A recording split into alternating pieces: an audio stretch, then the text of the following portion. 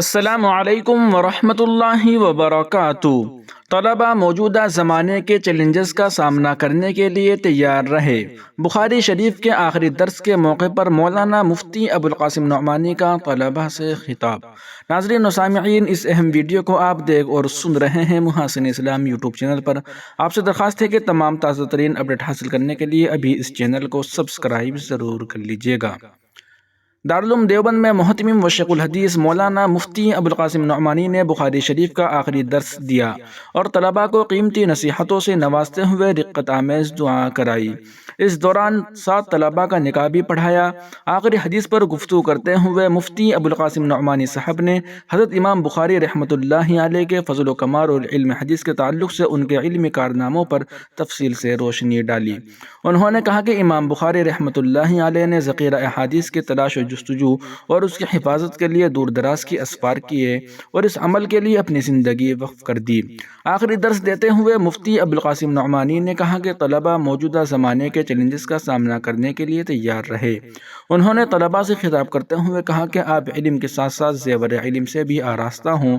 آج آپ ادارے کی چہار دیواری سے نکل کر میدان عمل میں قدم رکھ رہے ہیں۔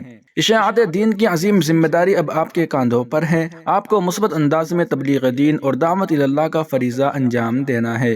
انہوں نے طلباء کو نصیحت کرتے ہوئے کہا کہ حب مال اور حب جاہ سے بچیں، عہدے اور تنخواہ کے لیے لڑائی سے خود کو محفوظ رکھے، سنت سے محبت اور توحید خالص کو لازم پکڑے، اپنی ہی نہیں بلکہ پوری قوم اور ملت کی فکر کرے، موجودہ وقت میں ارتداد کے لیے فتنے کا ڈٹ کر مقابلہ کرے، ایمان میں ذرا سا تردد بھی بہت بڑا خسارہ ہے۔ انہوں نے کہا کہ دینی تعلیم کے لیے مکاتب وقت کی سب سے بڑی ضرورت ہے۔ ہر فاضل دارالعلوم کے لیے ضروری ہے کہ اپنے علاقے میں مکتب قائم کرے اور اسکولوں میں جانے والے طلباء کے لیے بھی دینی تعلیم کا انتظام کرے اور ان کے لیے الگ سے وقت متعین کرے، خود کو عوام الناس کے لیے مثال بنا کر پیش کرے تاکہ وہ آپ کو دیکھ کر ہدایت و رہنمائی حاصل کرے۔ ایک عالم دین پورے علاقے کی اصلاح کر سکتا ہے اور معاشرے میں رائج بدعات و خرافات کا خاتمہ کر سکتا ہے۔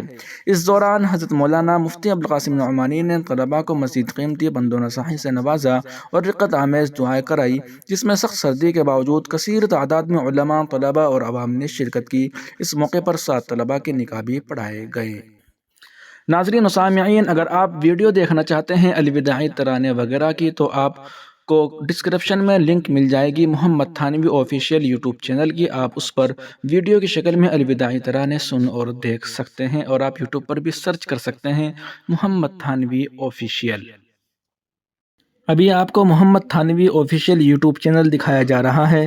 آپ انگلش میں سرچ کر سکتے ہیں محمد تھانوی آفیشیل۔